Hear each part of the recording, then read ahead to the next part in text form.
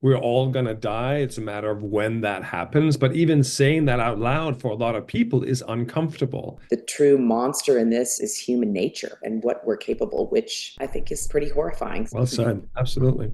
Hey there, I am Lisa Belcher. I am the director and producer of House of Abraham. You can find me on Instagram, Lisa Belcher, Facebook. Yeah, that's kind of the spots. And then as far as the film, it's House of Abraham movie on Instagram and Facebook, as well as Jump Rock Pictures is my production company. We're on there as well. And you are watching and listening to Two Geeks Talking. Hey, I am Lukas Hassel. I am one of the main actors and the writer of House of Abraham. You can find me on Lukas Hassel at Instagram. That's pretty much where I hang out, even on Blue Sky now as well. You are watching and listening to Two Geeks Talking. Good morning, afternoon, evening, everyone. Two Geeks Talking is an entertainment industry interview show where we interview the creative people from the comic, film, TV, movie, and video game industries. And of course, I'm your host, Kurt Sasso. We are joined by two very special guests. One is the director-producer of House of Abraham, who I happen to have met way back when at Idlewild International Film Festival for my own short film long time ago. So I'm very pleased to have her on the show here. And of course, the writer and actor of House of Abraham as well. We're joined by the ever-talented Lisa Belcher and Lukas Hassel. How are you both doing today? Great. I'm Thank doing you. good. Thanks for having us on. Well, it's a pleasure to have you both on here. You know, it has been far too long since I've seen Lisa, but I've been following her on social media. Lukas, this is your first time on the show here as well. For those that don't know anything about yourselves as creative people, tell us who you are and what you're bringing to Two Geeks Talking today. First of all, Kurt, it's great to see you. It has been kind of a while, but I'm so happy to be on your show. So thanks for having us. So a little bit about me. I've kind of worn a lot of hats over the years. As I said earlier, I'm the director and producer of House of Abraham, but I am also an actor and a writer.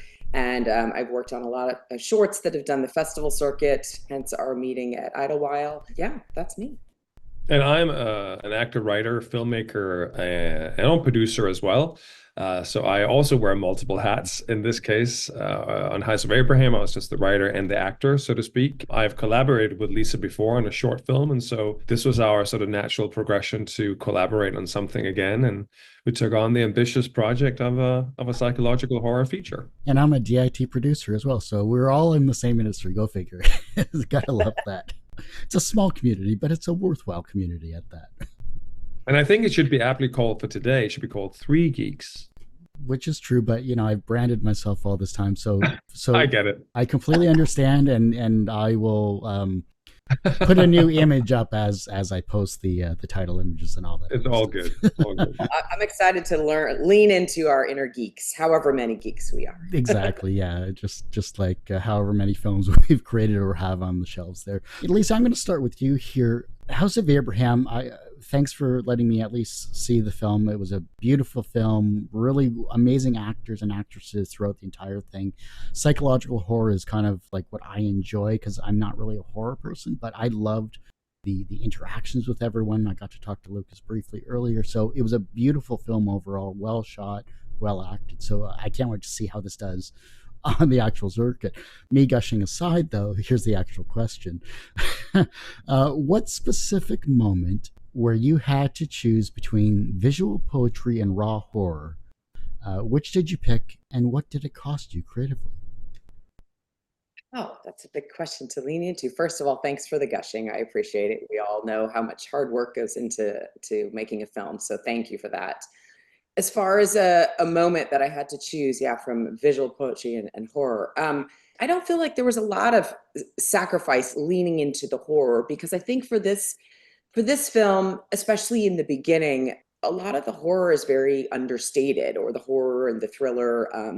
This character of Abraham, on the face, we think he's kind and is open to having these people come to his house. He's got some darkness in the background. And so I guess visually, as we move into the film later, that's where the horror happens. Have to be careful not to have any spoilers. I don't know.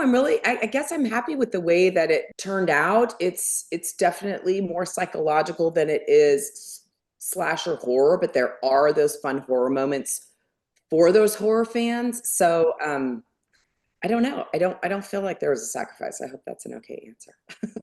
Lukas here, The fact that you're a writer and you acted in this as well, which is a great duality when it comes to your particular role here.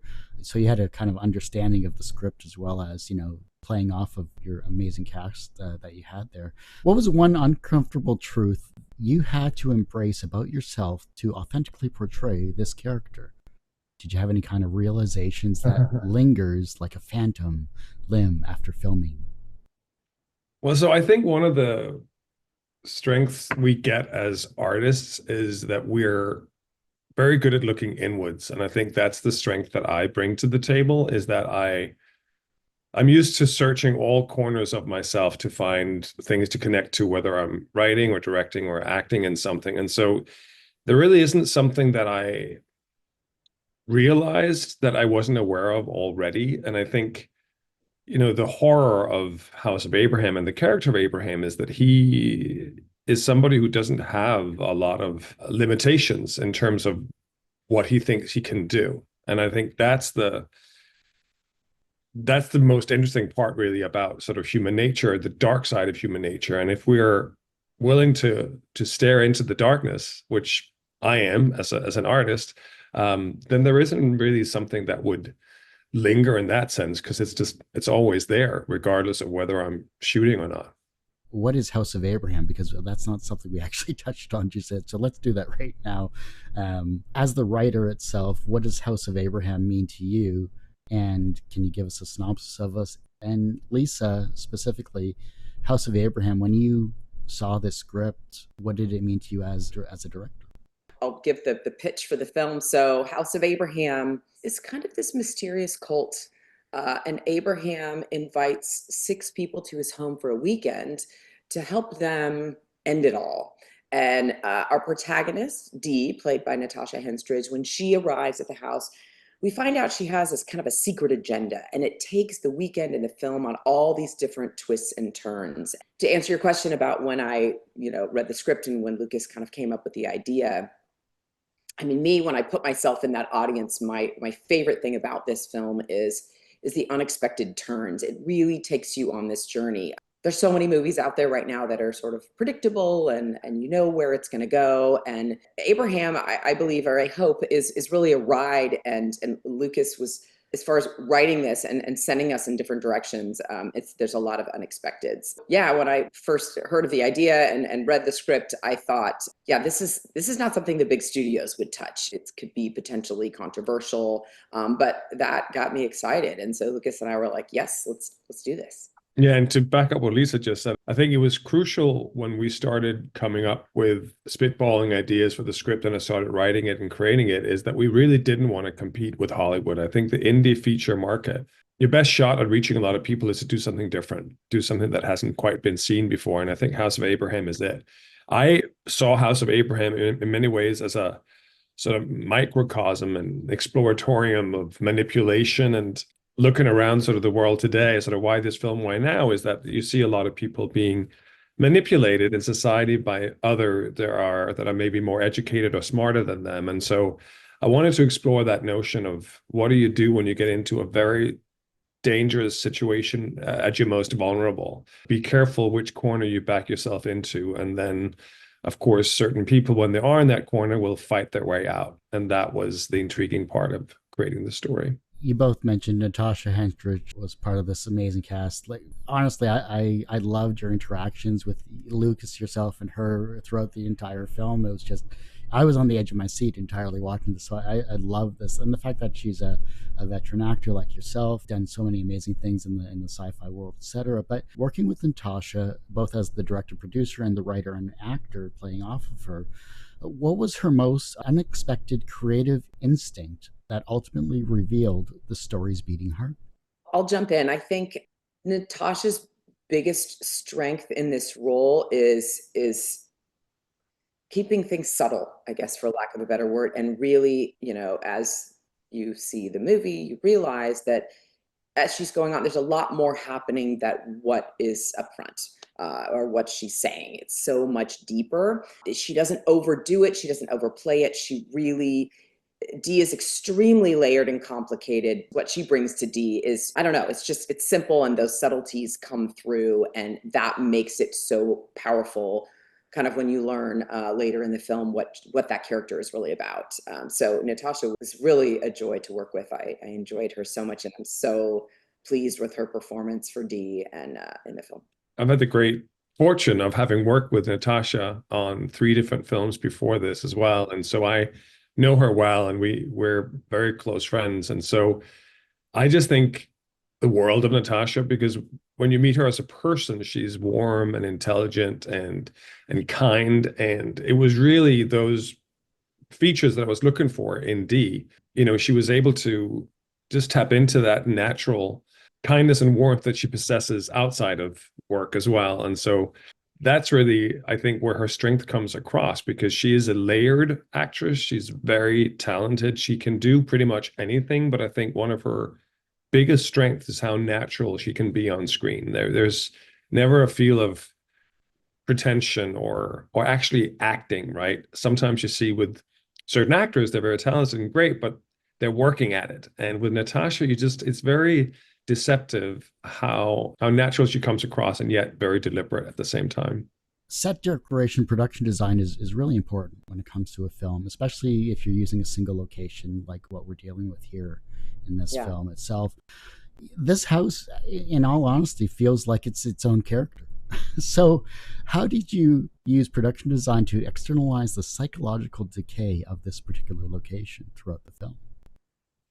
Yeah, great question. And I love talking about locations and production design. And I think, it turned out so wonderful for this project. For starters, just myself, I love beautiful spaces and beautiful homes. Finding this house was great. We found a few along the way, and some fell out and whatever. And this one worked out great. And I loved it's very modern and beautiful. And kind of a side note that ended up working into the story was all of the paintings, and they're very geometric. And there's some stripes and some circles which lean into a lot of the story. We kind of came up with the idea that Abraham is a painter, which works. But the house itself really represents Abraham, the character, both kind of his layered manipulation of people, but also the story-wise and the affluence of this house, which you learn kind of why that is. I think the biggest thing about production design that I wanted was the contrast of the house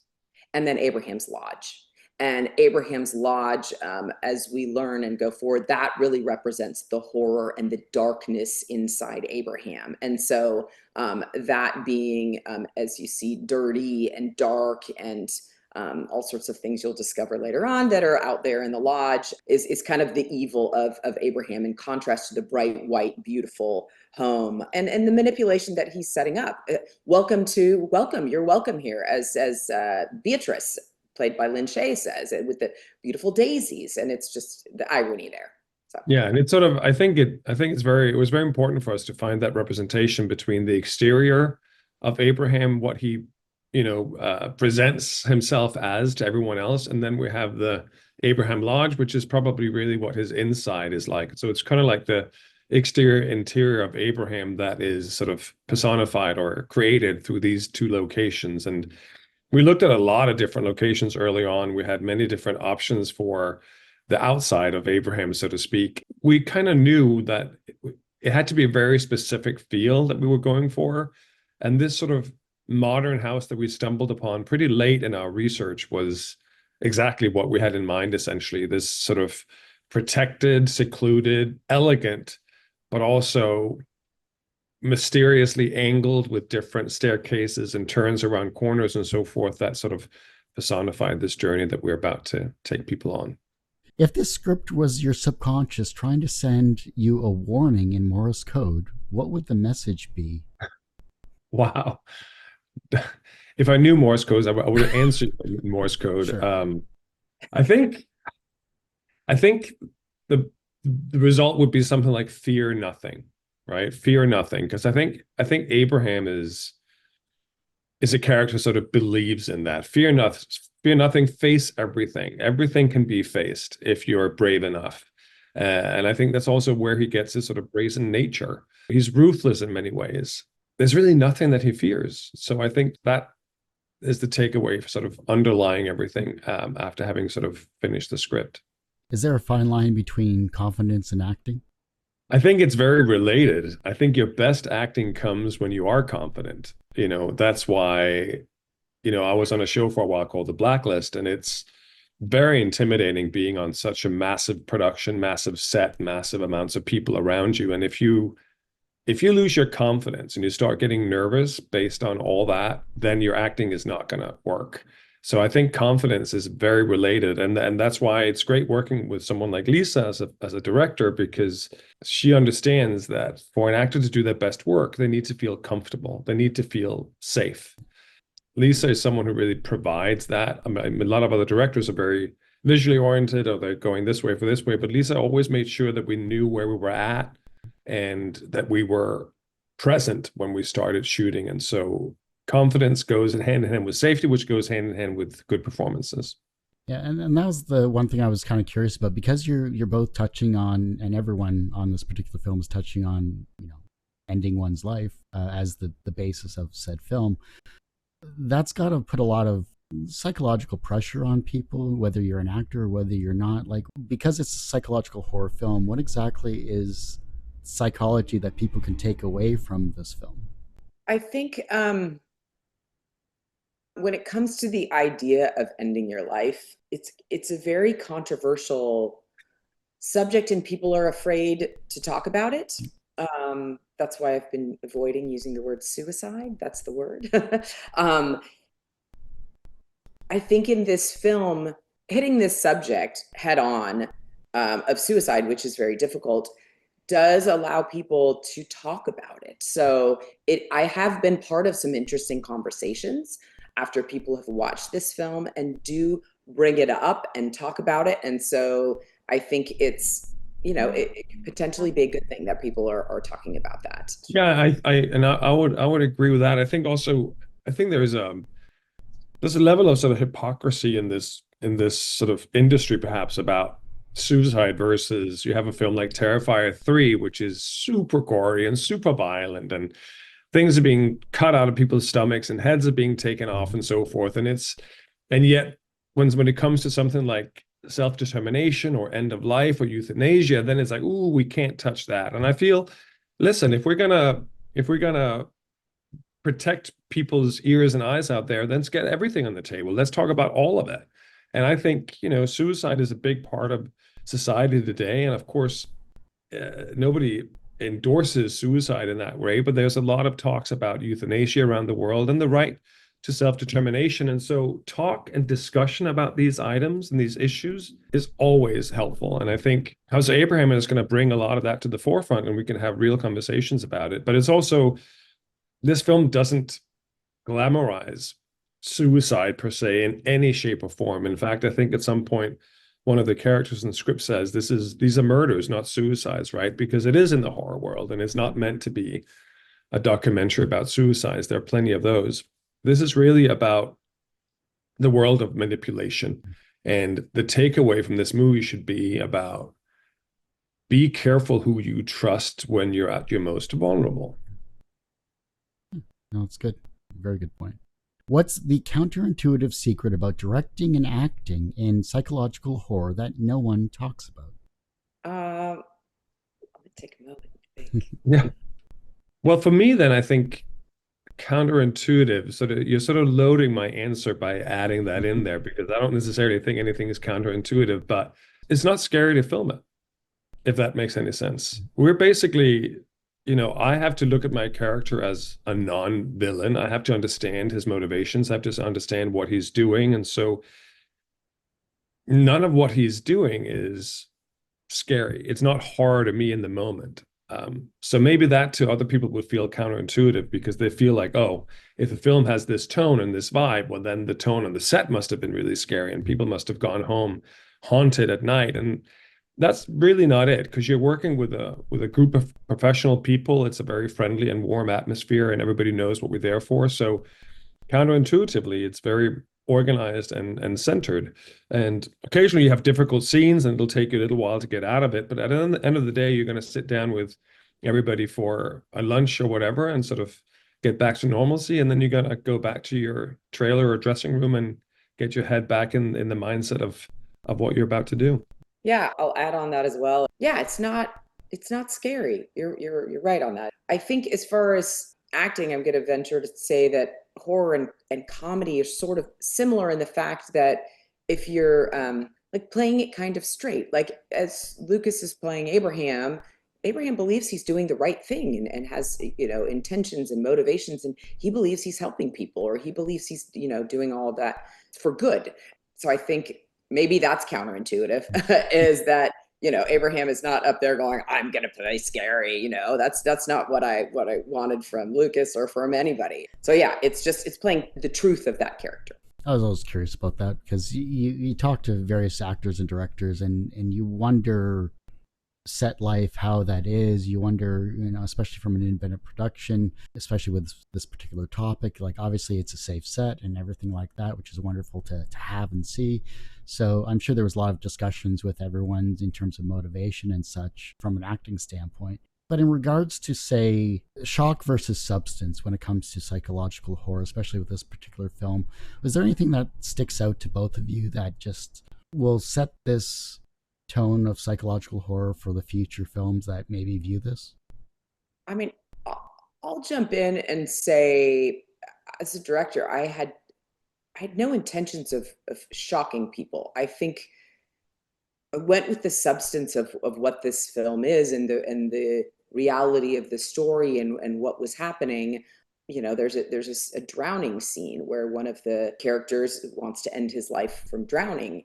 And I guess, to use your word, substance, Abraham was assisting him to end his life. And that was the kind of reality of the story, which turns out to be shocking in the scene. So, but I don't know. I didn't lean into it that way. I think playing what was real in the script and what that story was brings almost a scarier shock to it, because hopefully it felt more truthful, if that makes sense. So for me as the writer, I would divert from that and say I was definitely very aware of what would be terrifying, what would be scary, what would be not necessarily shocking. Nothing is in there for the shock effect, but I definitely wanted people to feel terrified. If I could make people short of breath as they're watching this film, that was my intent, 100%. Because I think, you know, that's one of the things we're looking for as moviegoers, is to feel something that we may not feel sort of day to day. And it's our time to be able to explore that in the cinema, or when we're watching something. You know, walking around with my friends and family, I don't want anyone to feel short of breath or feel terrified. But if I'm in a cinema with them, I definitely want them to go on that journey. So as I write, whether it's horror, whether it's drama, whether it's sci-fi in any of my screenplays, I'm always leaning into areas where I feel like this is relatable and subsequently terrifying, because you could find yourself in such a situation. So I very much think about what would have more effect than others. And so, you know, I would have option A, B, or C for this particular scene. I would always go for the one that was, in terms of horror, more terrifying, right? Or if it was a regular drama, the one that'd be most affecting to people watching. So yeah, I would definitely be aware of that. In regards to the script itself, what was the scene that you had written down in your script that turned out way better when it was filmed? Oh, interesting. Well, I know. What do you, see, I mean, since we speak of the drowning scene, it actually turned out exactly the way I hoped. But, you know, you never know if it's going to be able to be captured in the way that I had imagined it when I wrote it. So I was pleasantly surprised that it turned out to be exactly the way I'd hoped it was going to be. So that was one of the, just a big scene. We were really very involved in making that happen, because it was a complicated scene. There was underwater shots going on there. We had to create a special cage that could do different things for the safety of the shooting of it and so forth. And so it was just a big mouthful. And I remember early on in the discussions with Lisa about the film, it was one of those scenes that some other people mentioned, oh, if we cut that, we would save a lot of money. And it was just a scene that I thought was worth fighting for, because it really sort of represents the terror of this notion in a very visual way. And so I was happy that it stayed, and I'm happy that it worked out exactly the way that we wrote it. Or I wrote it. Yeah, I'll chime in there. That scene, I'm really happy with the way that it came out. But reading it and I mean, Lucas, you and I had so many conversations about, what you had in mind and what I read on the page, and there were a lot of challenges having it all come together, but I really think it works on that screen. And we've had a few private screenings, and man, people are horrified by that scene, and some have to turn away. So. And I just want to add, actually, since we're on that, because you asked about stuff that turned out better than I imagined. And I want to give a shout out in this moment to Lin Shaye. Lin Shaye is someone I've worked with before as well. And she was one I had in mind for the character of Beatrice from the very beginning, hoping that somehow we were going to get her to commit to this film, whatever. But she was good on the page. But then what Lin Shaye brought to that character just elevated it times 20. I mean, she brought so much to the table. Of course, Natasha did as well. We already sort of covered Natasha, so I just want to make sure that we spend a little time with Lin, because she is a rock star. I mean, she's such a talented actress, and she's like a racehorse. She comes to the table with a lot of different ideas, a lot of different suggestions, and then it's a matter of sort of holding back on some of that, and then every now and then letting her freak flag fly, so to speak. And she's incredible to watch, I think. And she was one of those great surprises that elevated my writing for sure. No, I was just going to say I agree 100% on Lynn. I'm curious about collaboration with other actors, like bringing ideas to the table. What were some that made it into the script that elevated the script to its current viewing that I've gotten to see? Well, I'll talk back about Lynn again. And Lucas said it exactly. She came to set with so many ideas, and lots of them were, kind of crazy out there and whatever. But she just she didn't hold back, and she added, all sorts of things. So as far as specifics that came into the film that weren't there, I I remember guess the flower in her hair was very much Lynn's idea. that was Just Lynn's. it Yeah, set the tone of her character beautifully. yeah, that's right. She came up with the idea of that, and then the curls for her hair there, and so she not only brought ideas for her performance, but all things Beatrice on how she was going to look and all of that. I love And I that. think, when you work on sets like this, I mean, I would spend a lot of time. Actually, myself and Natasha stayed in a house together during the entire shoot of this, and we would come home in the evening and sort of just debrief and just hang out and chill. But Natasha is such a intelligent actor that she's able to sort of surprise us in any given moment, right? You can always rely on her coming up with something different and an alternative to maybe just what was on the page. And then, of course, it's up to Lisa whether she wanted to guide the actress back to what was closer to the script, or let the actress have that leeway. But you want to work with people who are able to think outside the box and not just sort of do what's on the page. You want to find those magical moments when something unique happens, and both Lynn and Natasha are well able to do that. In fact, the whole cast turned out to be such a gift to the production. If House of Abraham was prescribed as medication, what would its FDA warning label say? Do not take alone. Do not take alone. Hold your breath during the drowning scene. Oxygen where required or where available. Right. Consult a professional before taking. Is there a question about this film you're terrified someone will ask, and why? For me, no. For me, the only question I will say is, when is the sequel coming out? Because I haven't written it yet. So I would be, I suppose, slightly terrified about that question, because I have ideas for it, but I haven't actually sat down and written down anything yet. So don't ask me that just at this moment, Lisa. I mean, I'm not afraid of any questions. I think what's so amazing about film and what we get to do is we've put all of this into this film, and then once it's out there, it's up to the audiences and their individual experiences in their lives and how they're going to experience it. So no, even if there are controversial things that come out, bring it. That's great. What's the most misunderstood aspect about psychological horror that people who don't follow this genre misunderstand? I think they just maybe don't understand psychological horror. They hear horror and think slashed throats and bashed skulls and, you know, dead children in the woods, and that is not necessarily, I'm not so attracted to those gory horror films personally, and that's why I wrote this as a psychological horror. But you see around you how scared people are to look inward. I see it all the time. People are terrified of asking certain questions, right? And for me, death is as natural as life, right? So I don't really have any issues with regards to death. We're all going to die. It's a matter of when that happens. But even saying that out loud for a lot of people is uncomfortable.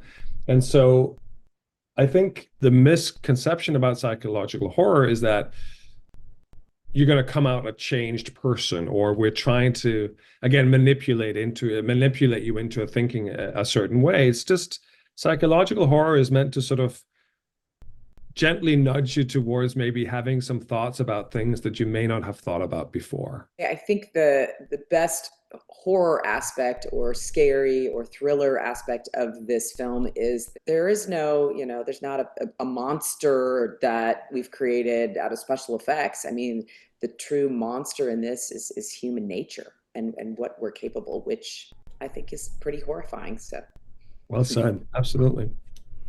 Completely agree. That and lawyers and tax auditors as well. Everyone has one person that inspired them on their path to where they are today. Who was that for you? I think. Let's see. When I was a teenager, I met a guy on a skiing trip, and he told me that he was in college majoring in film, and I did not know that was possible. And so that idea planted in my heart and soul, and has inspired me to want to be a filmmaker. And that's kind of how that all started for me. Yeah, I guess, well, apart from the obvious answer of my parents would be I had a middle school teacher who believed in the arts, and she would fight with all these children that we were, immature children that we were, to put up a play every year. We had like a little theater as part of our school. And so from early on, I was put on stage in all kinds of wacky productions. And I think teachers who go the extra mile are the unsung heroes of this world. She's someone I occasionally think about. I have no idea what happened to her ever since, but I thought the fact that she was willing to put up with all that nonsense to try to move our heads into sort of a more artsy space and not just school and homework, good for her. That's good. From a professional standpoint, you both have been had amazing careers in the TV and film industry, and I can't wait to see what you both do next, whether it's solo or together. I can't, just come back on the show and we'll talk about it at great length. So I appreciate you both coming on about that. So professionally, you are successful in that respect. Do you consider yourselves personally successful? Yes, I do, because I'm so grateful that I get to do what I love. And I think the meaning of success for me is just every day being on this journey as a filmmaker. And of course, I have big goals out there in the future, but my main goal is just to keep making films and to be better than I was yesterday. So.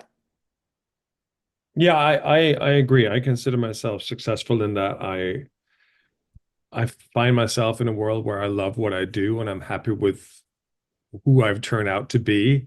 It's a constant journey of self-improvement and being aware of my own flaws and weaknesses and also strengths. And so, as Lisa said, as an artist, pretty early on, you have to embrace that this is a journey. If you're result oriented, you're not going to be happy because who knows what's going to happen, right? You didn't get that job, or you didn't get that movie, or that didn't take off. And so you have to enjoy the process and enjoy the journey. And that takes work because society around you always tells you that success is having that big pool and having that big car and having that second home. And if you're an artist, that doesn't always correlate. It doesn't always happen that way. So you have to figure out what is success and what is happiness to you. And so, I'm working on a feature film right now that I wrote and I'm developing with a team up in Seattle that I will direct, which I've always wanted to direct a feature. And so that is my immediate next goal. And I feel like if I get that, I would be again on my way to create a fulfilling lifestyle for myself that makes me happy. Wonderful. The reverse of success is failure. How do you deal with your failures? Well, full frontal. Sorry, just to jump in, full frontal. I look at failures as well as successes, and it's all part of the journey. Failure can lead to many great things because you have to reevaluate, you have to look at why that happened this way. And so, as I said before, I'm not afraid to look inwards. So failure is part of succeeding. Yep, I would agree with that too. I think I feel like we have such a negative connotation of that word failure. We need a new word in the English language because I think it's essential along anyone's journey. I mean, I have 3 children, and when they make mistakes, I really lean into that and say, all right, let's talk about it and learn from it. So to answer your question, how do I deal with my failures? I absolutely embrace them. And when it comes to on a journey looking for a yes and you're knocking on doors and there's lots of no's, I look at it kind of as a numbers, like, all right, I got one more no, that means I'm closer to the yes. So yes, embrace failures 100%. The younger generation is looking at your works and they're becoming inspired to be creative in their own way, whether it's in TV or film or something creative in some way, shape, or form. Maybe you're inspiring them down that path. How can they inspire the generation that follows them? Well, it comes back to this notion you said about, we just talked about failure and so forth. And I think, not trying is failure. And so hopefully the next generation can inspire this notion of try, give it a shot. If you talk yourself out of something before you even do it, it's never going to happen. I agree with that. I think pushing ourselves out of our comfort zone is a really important thing. And like Lukas said, just to try, just put yourself out there and give it a shot. And that's going to inspire a lot of people, including yourself. And I find it's interesting with the next generation, we're looking at the next generation now, and there's all this AI is coming up, and people aren't necessarily going to the cinemas the way they used to because streaming has become so big and so forth. So in our world, I just think it's important to embrace what's happening. I mean, you can't stem the tide, so to speak. You can't hold back the tsunami of development. And so embrace that and then figure out, well, what can we do to fit in with that narrative? How can we improve on that rather than try to say, oh, it was better back in 20 years ago was much better. Well, guess what? We're not 20 years ago. We're now. So figure out how to make it work for yourself now. Love it. That's great. All right. Last question is this before we can ask where we can find you and support you. And it is the following. If your life was a movie, what would its title be? And what would its soundtrack be?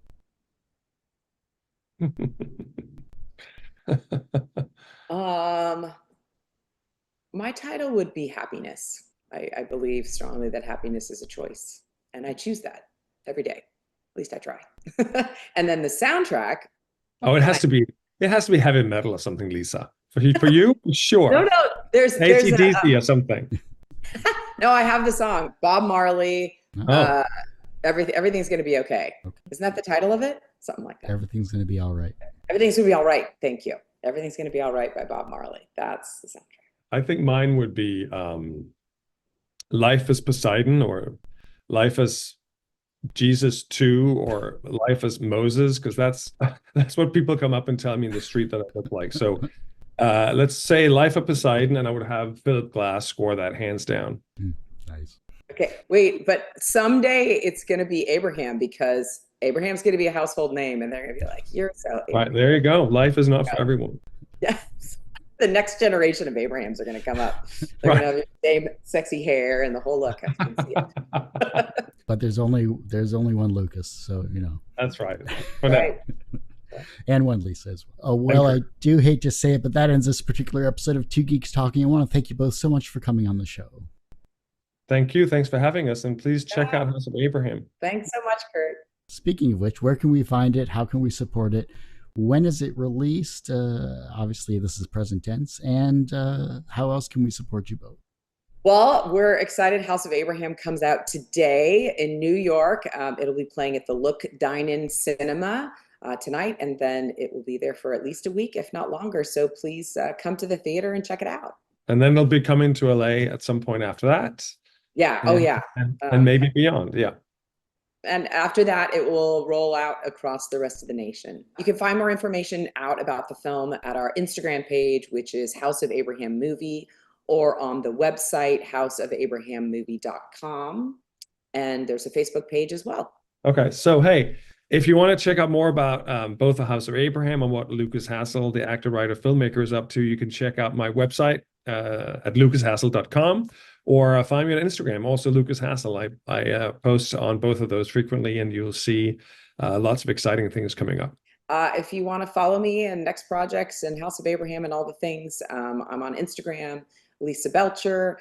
Also, my production company is Jump Rock Pictures. You can check that out at jumprockpictures.com or on Instagram at Jump Rock Pictures. Thanks.